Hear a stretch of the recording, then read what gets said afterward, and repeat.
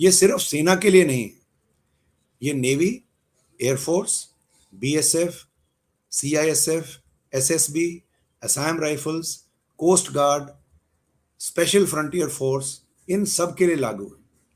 यानी कि थोड़ा थोड़ा तब्दील होता है, लेकिन ज्यादातर जो प्रावधान है मैं बताऊंगा ये इन सब के लिए लागू, और बहुत सारे बैंकों में लागू है। सिर्फ थोड़ा सा पढ़ने के लिए एक लेंस लगा के पढ़ें।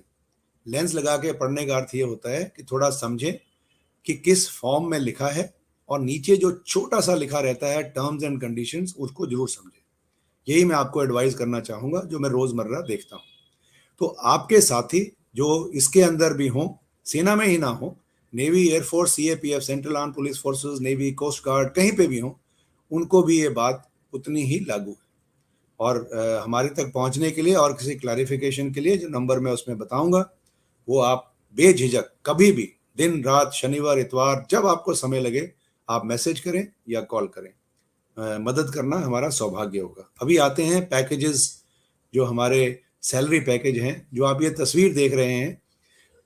ये मेरे को थोड़ा सा इस बात में कहने में ये फख्र है कि आज के दिन में जिस फॉर्म में ये पैकेज बनाया, ये हमने बनवाया था 4 साढ़े 4 साल पहले, कि सैनिकों को और उनकी फैमिलीज को आप बिना किसी हिडन एजेंडा के लिख करके बताएं कि आपको क्या क्या प्रावधान लागू है। ये जो पेज है, ये 4 पेज का डॉक्यूमेंट है, ये सैलरी पैकेज, इसमें लोगो लगा है, ऊपर लिखा है saluting the heroes of for their valour. आप इसका मतलब आप समझते हैं। ये जो पैकेज है ये सर्विंग सोल्जर्स के लिए है और एक्स सर्विसमैन के लिए भी लागू है। तो इसके अंदर समझना ये है, सर्विंग सोल्जर्स के प्रोविजन थोड़े अलग हैं और एक्स सर्विसमैन के थोड़े कम हैं।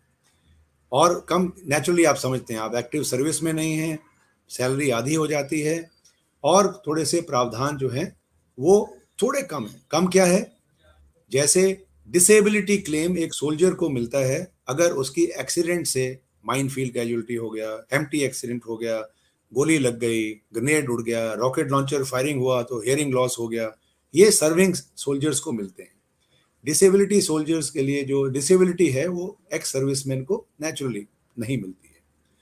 और जो पैकेज में जो इंश्योरेंस का अमाउंट है एक्सीडेंट का, वो सर्विंग सोल्जर्स के लिए 50 लाख है। अगर काउंटर इंसर्जेंसी में डेथ हो, ये भी मैंने बहुत लोगों को देखा है कि आपके घर में अगर किसी के साथ किसी भी टेररिस्ट और एनिमी एक्शन में डेथ हो तो प्रावधान जो है वो 10 लाख एक्स्ट्रा, लोन की माफी और डेबिट कार्ड इत्यादि इत्यादि इंश्योरेंस बना करके मैंने 75-79 लैक्स भी लोगों को डिस्बर्स होते हैं।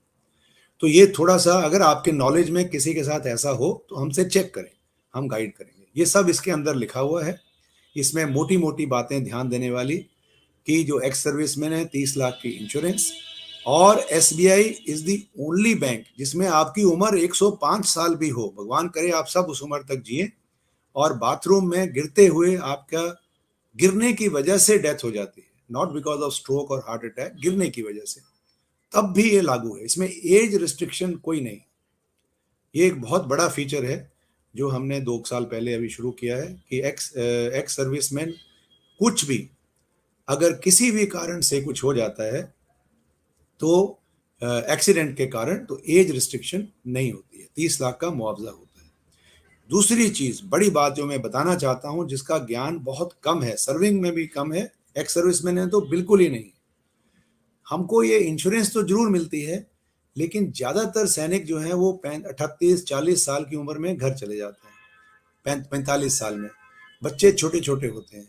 तो अगर एक्स सर्विसमैन की कैजुअलिटी यानी कि डेथ हो जाती है एक्सीडेंट की वजह से, और उनकी अगर कोई बेटी है जिसकी डेट ऑफ एक्सीडेंट के ऊपर 18 से 24 साल की उम्र हो, तो उनको 8-10 लाख रुपए की एक्स्ट्रा पैसे मिलते हैं विवाह के लिए और कॉलेज एजुकेशन के लिए। और इसी तरह से बेटा है तो सिर्फ कॉलेज एजुकेशन के लिए कोई 5-7 लाख रुपए मिलते हैं। एग्जैक्ट अमाउंट इसमें लिखा है। तो ये जो एक प्रावधान है, इसका कोई भी प्रयोग नहीं करता है, इसका उपयोग कोई नहीं करता है, क्योंकि ज्ञान नहीं रहता है। तो मैं चाहूंगा कि आप इसको, पेंशनर्स खास तौर पर ध्यान रखें कि आपकी पेंशन के इमीडिएटली बाद आपके बच्चे इस उम्र में आते हैं। तीसरी चीज, इसके अंदर एक डेबिट कार्ड के ऊपर, पहली बात, आप सब जो हैं एक्स सर्विसमैन आज के दिनों में थोड़े पुराने सर्विस में आए हुए हैं, तो हमारी जो कैटेगराइजेशन होती थी सोल्जर्स की उस समय, वो जो है एक सिल्वर कैटेगरी होती थी, सिल्वर चांदी वाली कैटेगरी, जिसके अंदर प्रावधान बहुत ही कम थे। और आज जो है रिक्रूट से लेके ऑनरेरी कैप्टन तक जो सारा जो डेबिट कार्ड की कैटेगरी है उसको गोल्ड बोलते हैं, अपग्रेडेड हुआ है 3 साल पहले। मुझे बड़ी खुशी है कि हमारे थ्रू ही हुआ था ये। सो ये अपग्रेडेशन हुआ गोल्ड कार्ड का। इसमें 2 लाख रुपए की इंश्योरेंस है। आपकी वाइफ को, स्पाउस को फ्री कार्ड ऑथराइज है, उनको भी 2 लाख रुपए की इंश्योरेंस है। इनको भी कोई प्रयोग नहीं करता, कार्ड को अपग्रेड नहीं करता, आपने कर लेना है। और सबसे बड़ी बात, बड़ा दुख होता है हमें जबकि कोई किसी की डेथ हो जाती है और हम उन्हें क्लेम नहीं दिला पाते। वो क्यों नहीं दिला पाते? क्योंकि ये जो अकाउंट है, ये जब तक आपका अकाउंट डीएसपी में कैटेगराइज्ड नहीं होगा और पेंशनर्स के लिए डीएसपी पेंशन में कैटेगराइज नहीं होगा, तो जो सारे प्रावधान हैं ना वो लागू होंगे और ना ये इंश्योरेंस मिलती है। तो ये बहुत दुख होता है। जब मैंने आमतौर पर एक्स सर्विसमैन को ये भी देखा है कि जब सर्विस में थे तो सैलरी कहीं और आती थी, पेंशन में जाते हैं तो अपना अकाउंट तब्दील कर लेते हैं और फिर जो है सैलरी उस नए अकाउंट में आती रहती है लेकिन उसको डीएसपी नहीं बनाते हैं। और 30-30 लाख रुपए का मुआवजा, 3-4 केसेस पिछले 1 महीने में हुए हैं।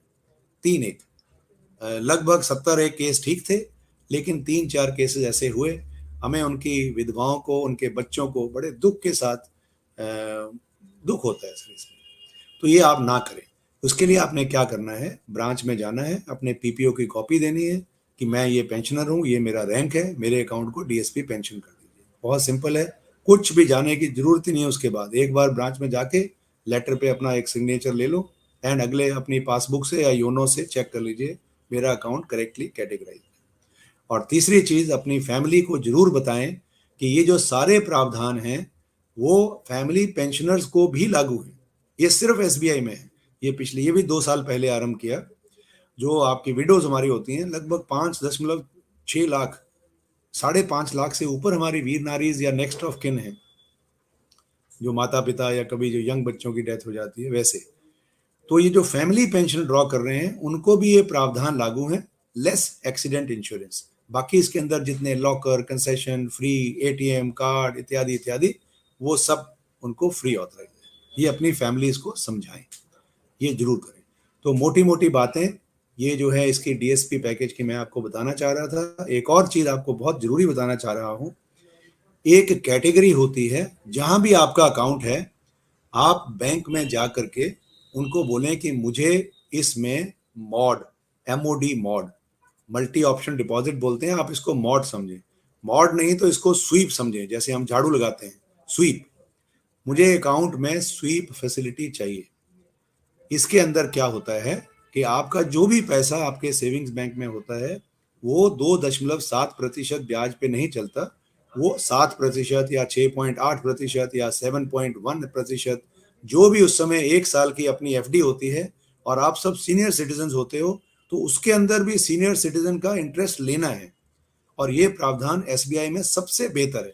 25,000 से ऊपर सारे पैसे पे 1 साल की अपने आप एफडी बन जाती है और जब जरूरत हो अपने आप टूट जाती है। आपने बैंक नहीं जाना, आपने कुछ नहीं करना, घर बैठे अपने आप ये होता है। इसमें बहुत लोगों का बहुत नुकसान होता है। और सेना के अंदर तो किसी को ज्ञान नहीं था। पिछले 4 साल में अभी बहुत ज़्यादा थोड़ी सी इसके बारे में, जब से ही हमने ये प्रिंट करके बांटने शुरू किए हैं, सो अभी थोड़ी सी बहुत ज़्यादा सेंटर्स के अंदर हम ये बताते हैं।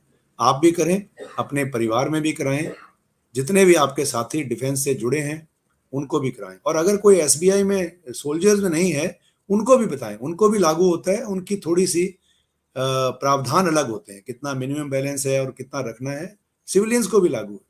तो ये आप सबको बताएं घर में, क्यों ये छोड़ना है। छोटा सा एप्लीकेशन एक बार पूरी जिंदगी में देना है कि मेरे अकाउंट में मल्टी ऑप्शन डिपॉजिट कर दीजिए। ओके, यहाँ पर एक छोटी सी एडवाइस मैं आपको करना चाहूँगा। मान लीजिए आपने ये मल्टी ऑप्शन डिपॉजिट कर दिया और ज़्यादा इंटरेस्ट ले लिया और उसके अंदर पैसे पे सैलरी पेंशन आई जा रही है। बहुत लोग हैं हमारे सेना के अंदर जो पेंशनर्स हैं, अपनी पेंशन को रेगुलरली खर्च नहीं करते हैं, बचा के रखते हैं किसी दिन के लिए, वो भी जायज़ है।